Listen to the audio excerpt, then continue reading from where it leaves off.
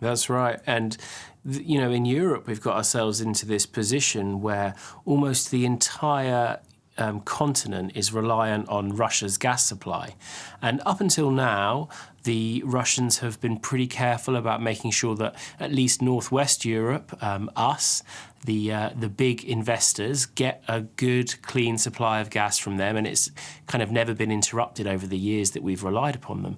But if you look at what they've done to countries that are in in competition or in conflict with them, so in Ukraine or in the Baltic states, suddenly for either an explicit reason or for some secretive reason that we're not told about, suddenly the supply gets cut or cut back to those nations, and those nations are kind of feel a huge crippling impact. And we've given the Kremlin such a vast amount of power over our entire economies. If they wanted to cut off the gas supply to Europe, it would have a huge and devastating effect. Do you look at a problem with a few truckers are missing and we've got people, chaos in the streets? Imagine what would happen if the Russians actually made a concerted effort to harm us with this gas supply. Yeah, last week the Paris-based International Energy Agency asked Russia to open the tap on natural gas.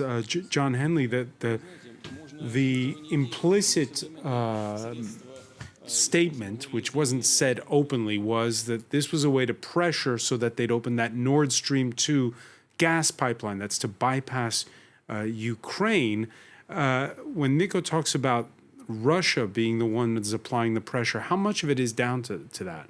Well, yeah, I think he's absolutely right. I mean, this was obviously a hugely controversial project, the whole Nord Stream thing, and obviously hugely controversial that Western Europe has basically, is now so dependent on supplies of natural gas from Russia, which, as we know, is certainly the current Kremlin regime is not exactly a friend of the European Union, and will use every sort of every lever at its disposal.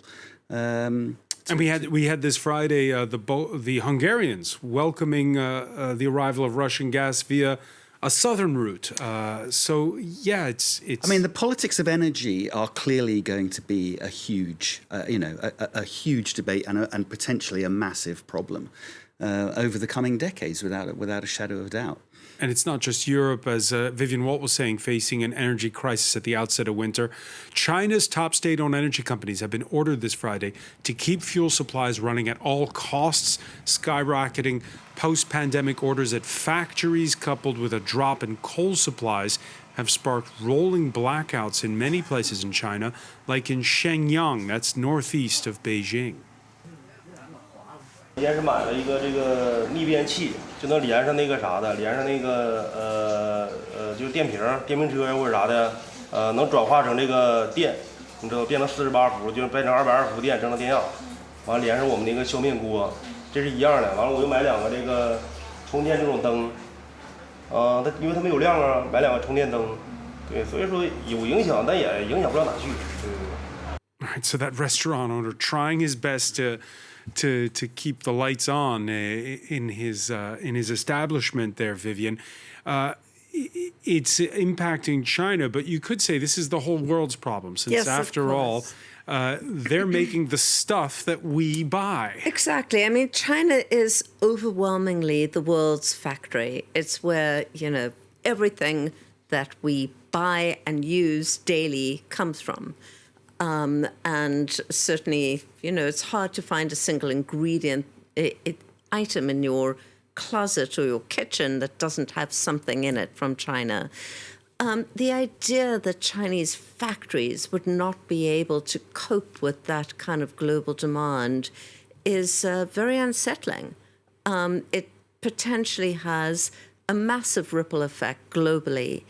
And we're just starting to see the effects of that. We're starting to see shortages, certainly perhaps not quite so much here in Europe or in France, but certainly in the US. There are items that are way back ordered. There are, simply supplies that just haven't been able to be fulfilled. Natalie Savarakis, we saw last year with COVID that a lot of people here in Europe, and the French finance minister was going on about it a lot, the fact that we're waking up to the fact that so much of what we depend on is made in China.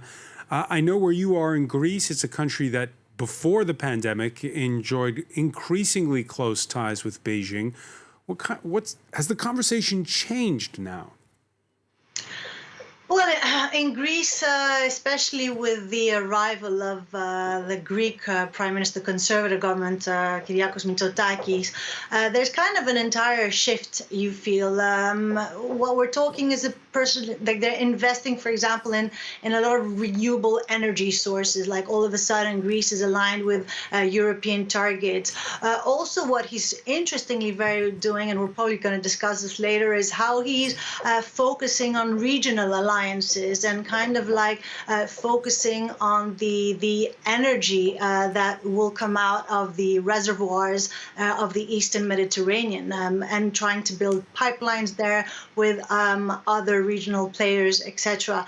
So it's a kind of an effort by Greece to kind of rid itself of its reliance on what the rest of the world is doing, and trying to kind of like do its own thing, and looking at trying to kind of become a regional player as well, whether it's in energy or in other sectors as well.